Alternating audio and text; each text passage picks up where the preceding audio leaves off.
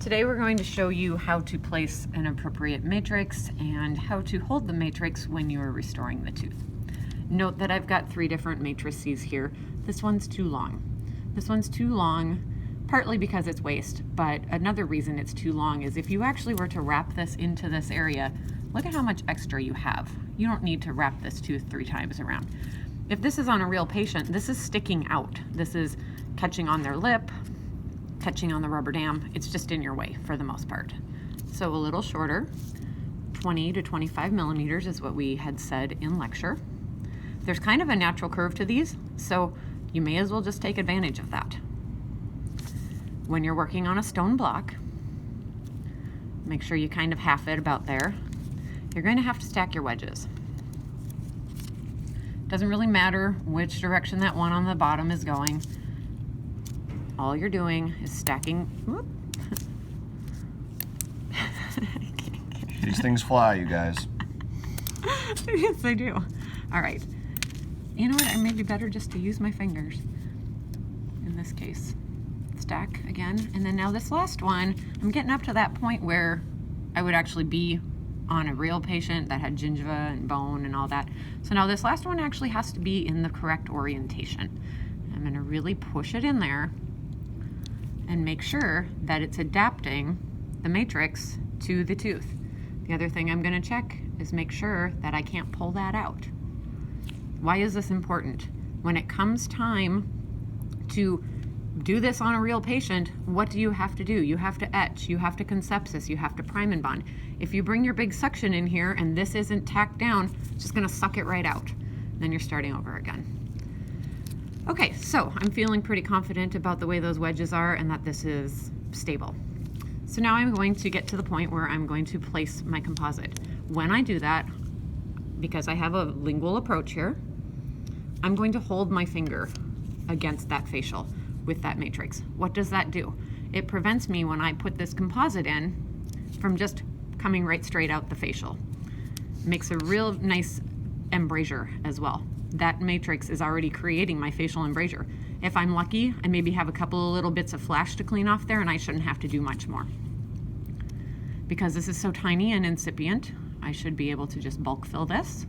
Notice that Dr. Haslam's putting the composite gun as close to the prep as possible and using the back pressure of the composite to fill the entire prep. Okay, so now I'm going to make sure I adapt that in there. Maybe grab a little bit of this extra here. Use my flat bladed instrument to really make sure it really got into my prep.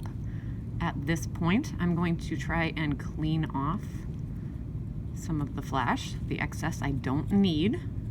Remember when I told you not to rush on this? This makes a big difference. I can also use a thinner bladed instrument as well. And I can actually start creating just a little bit of my embrasure. Remember that one of the places you tend to get a lot of flash is at that incisal edge. When it comes time to cure, what I can do, and this is where we talk about having a friend to help you, I can just lightly pull this around, and sometimes you can push back on it just a little bit so you can get that bulk. This is when I would tell my friend, hey, hit this with the light. At this, but recall and remember, I have not moved my finger on the facial at all. So this is the point where I would cure, which we don't have a curing light. So let's pretend I've cured that. At the point that I'm done, of course, my wedges come out. I don't know if this is going to pull or not, or if it'll stay there. It might. Since it's not hard. A lot of you have asked me why it sticks. Try not to move this around a ton when it hasn't been cured yet. Because yes, look, see how that's sticking? It's pulling away from it. So had I cured this, and now of course I would have a nice little overhang here. You can all see that actually on the camera. If I cure that, it won't stick anymore. But in this point, in this case, it's going to stick. So I'm going to try and see if I can whip that out of there as quickly as I can. The more you move that matrix band around, the more you're going to have stickiness. So Right. It's, as we talk about the time crappiness continuum, mess with it a little bit, but don't mess with it too much. Okay, let's pretend you have a ton of flash here. So this is that 12 blade. When you're placing this 12 blade on, if it's clean, you can go ahead and click it on with your fingers. That's fine. If you've used this on a patient, by no means am I ever to see you take that blade off with your fingers. At that case, it's the hemostat. And then you remove it. If I can get it off of here. This is why we don't do this live. There we go. This goes straight to the sharps. No ifs, ands, or buts, okay? One of the things that's one of our biggest pet peeves is if we come over and your whole area is messy, I kind of want to know where that scalpel blade's at.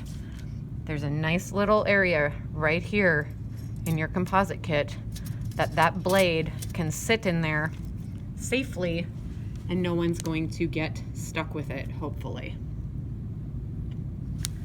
Okay, so how would I use the blade? I know some of you have had the opportunity to already play with this, and this works for class 2s as well.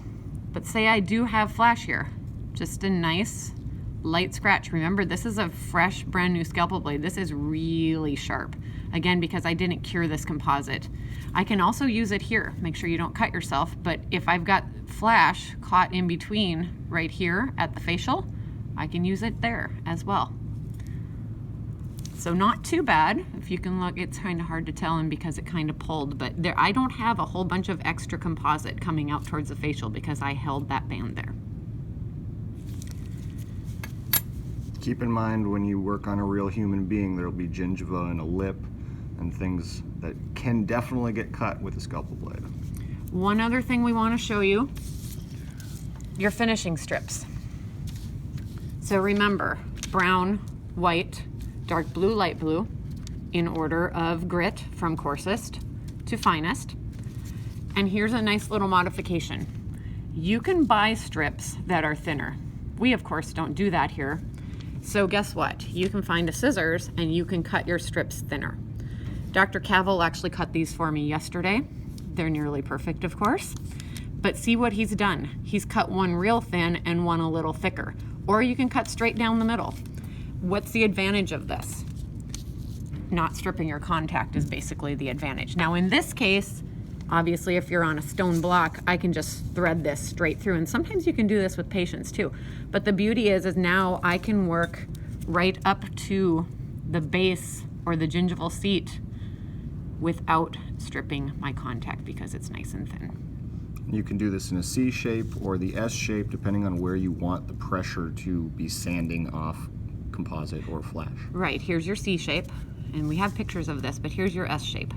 So in this case, this is working on the lingual. If I change the S shape around, where is that one working now? It's working on the facial.